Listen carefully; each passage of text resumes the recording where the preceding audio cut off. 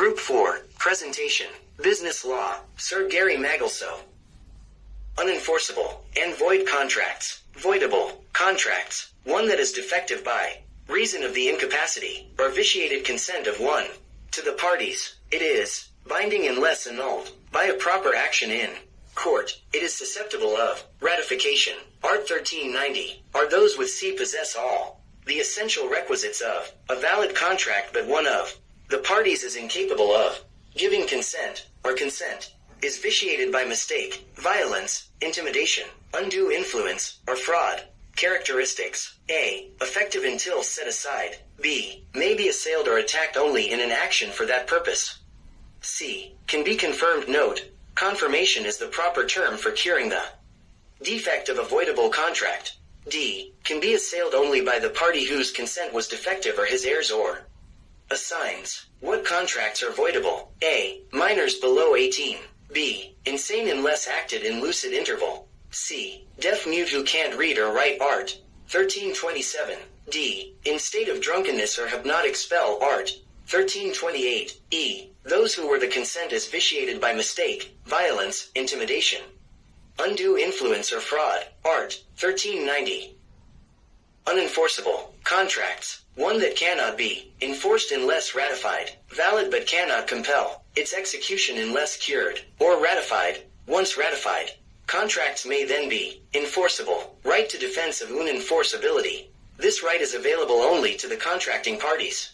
Unenforceable contracts cannot be assailed by third persons. Art 1408. Kinds of unenforceable contracts. Art 1403. A. Unauthorized or no sufficient authority entered into in the name of another by one without, or acting in excess of, authority. B. Where both parties are incapable of giving consent to minor. Two insane persons or one minor and one insane. C. Curable by acknowledgement. Failure to comply with statute of frauds is a statute designed to prevent the commission of fraud by requiring certain contracts to be in writing and be subscribed by the party charged.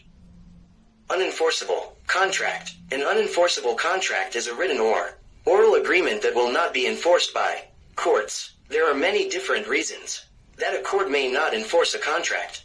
Contracts may be unenforceable because of their subject matter, because one party to the agreement unfairly took advantage of the other party, or because there is not enough proof of the agreement.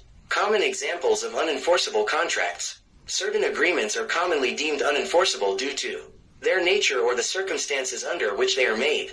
Examples include contracts involving illegal activities. Agreements for illegal goods or services, such as drug sales, are unenforceable. Unbalanced non-compete clauses. If a clause overly restricts an individual's ability to work elsewhere without justification, courts may refuse to enforce it. Verbal agreements for high-value transactions. In many states, contracts exceeding a specific value, like real estate deals, must be in writing to be enforceable. Contracts with unclear terms, ambiguity, or a lack of specific detail in the agreement can result in unenforceability. Statute of Frauds, Pactum Commission, Peri Delicto, Statute of Frauds. Art 1403, Civil Code. The Statute of Frauds requires certain contracts to be in writing and signed by the parties to be enforceable in court. It does not mean an oral agreement is void, only that it cannot be enforced if one party denies it, unless there is a written note or memorandum. Pactum Commissorium. Art 2088, Civil Code. Pactum Commissorium is a forbidden stipulation in a pledge or mortgage contract, where the creditor automatically becomes the owner of the property pledged or mortgaged if the debtor fails to pay the debt on time. In Peri Delicto, Articles 1411, 1412, Civil Code. In Peri Delicto is a Latin maxim, meaning in equal fault. The principle dictates that when both parties to an illegal or void contract are equally at fault, the law will not grant relief to either party. Price ceiling law. Price ceiling. PC. A government set maximum price that can be charged for a good or service. Two types of price ceiling. 1.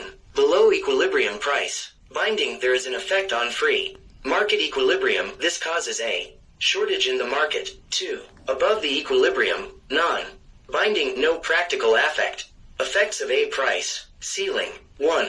Drop in supply, suppliers can't supply at the same price.